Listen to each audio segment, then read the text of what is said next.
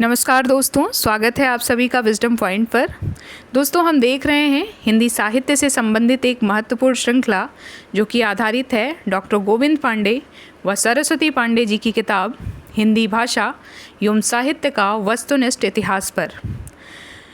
दोस्तों, हम देख रहे हैं द्विवेदी युग।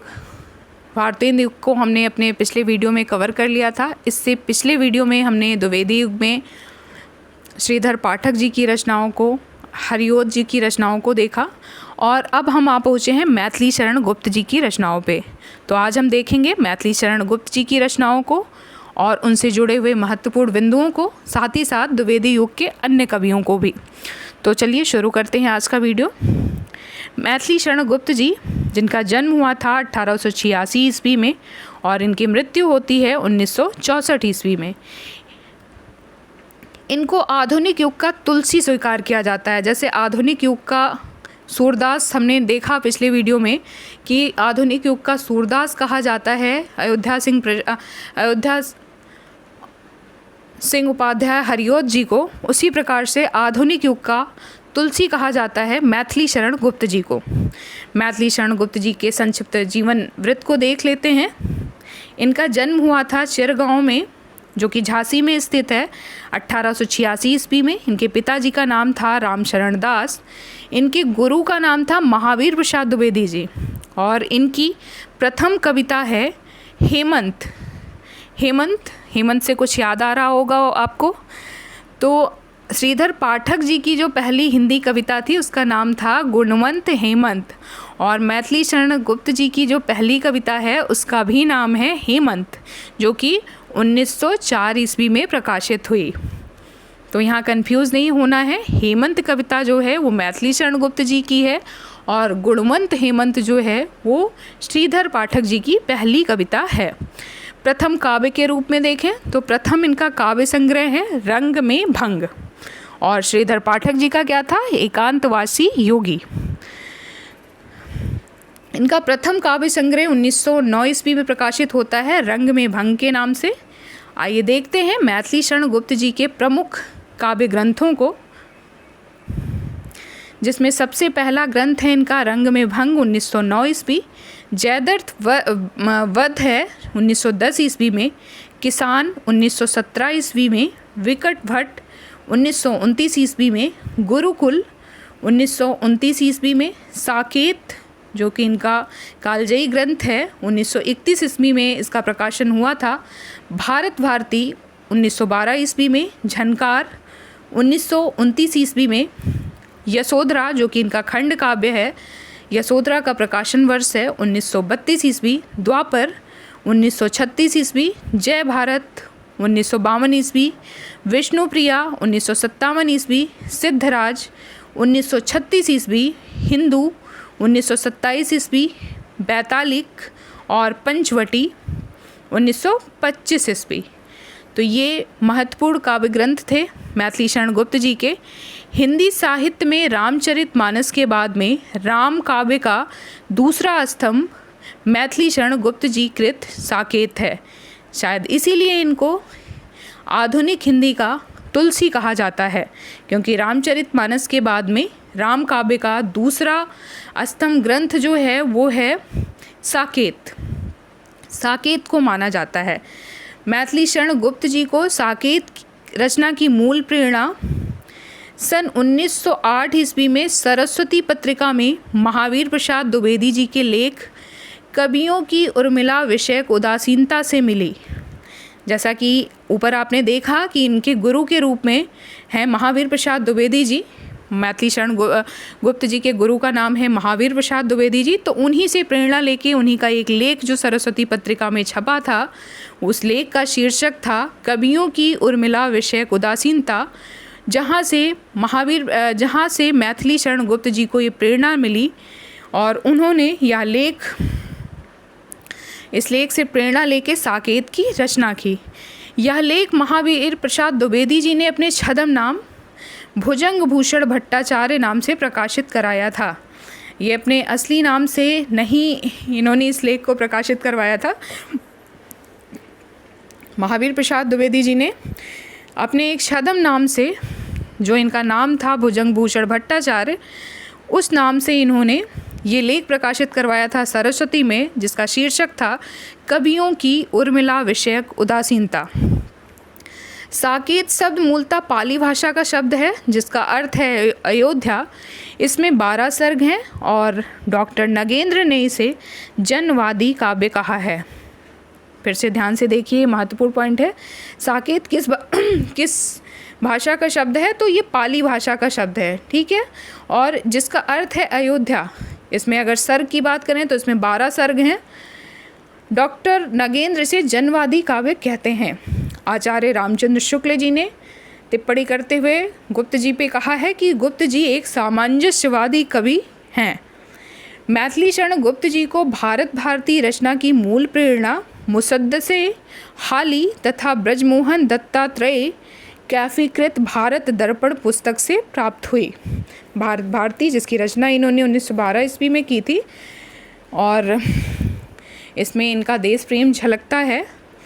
तो इसकी मूल प्रेरणा इनको मुदस्सत से हाली तथा भारत दर्पण पुस्तक से प्राप्त हुई थी। मैथिली शरण गुप्त ने स्वयं को कौटुंबिक कवि मात्र कहा है। इन्हें भारत भारती लिखने पे महात्मा गांधी ने राष्ट्रकवि की उपाधि दी थी। तो हमारे हिंदी लेखकों में राष्ट्रकवि की उपाधि किसे मिली है? उनका नाम है मैथिली शरण गुप्त जी, और सबसे बड़ी बात है कि ये उपाधि इनको महात्मा गांधी जी ने दी थी। इन्होंने तो अपने आप को मात्र एक कौटुंबिक कवि मात्र कहा था। मैथिली शरण गुप्त जी द्वारा अनुदित काव्य कौन कौन से हैं तो उसको देख लेते हैं। मैथिली शरण गुप्त जी ने मौलिक काव्यों के अतिरिक्त अनुदित काव्यों की भी रचना की है। तो इनका अनुदित काव्य है प्लासी का युद्ध, मेघनाथ का वध और वृत्त संहार। ये अनुदित काव्य हैं मैथिली शरण गुप्त जी के। मैथिली शरण गुप्त जी ने बांग्ला कवि माइकल मधुसूदन दत्त की रचनाओं का मधुप उपनाम से अनुवाद किया है। ये इम्पॉर्टेंट तथ्य है। माइकल मधुसूदन की जो रचनाएं हैं, जो एक बांग्ला कवि हैं, उनकी रचनाओं का मधुप उपनाम से अनुवाद किया है मैथिली शरण गुप्त जी ने। गुप्त जी ने मार्क्स हैं, उनकी पुत्री जैनी पर जैनी नामक काव्य लिखा है।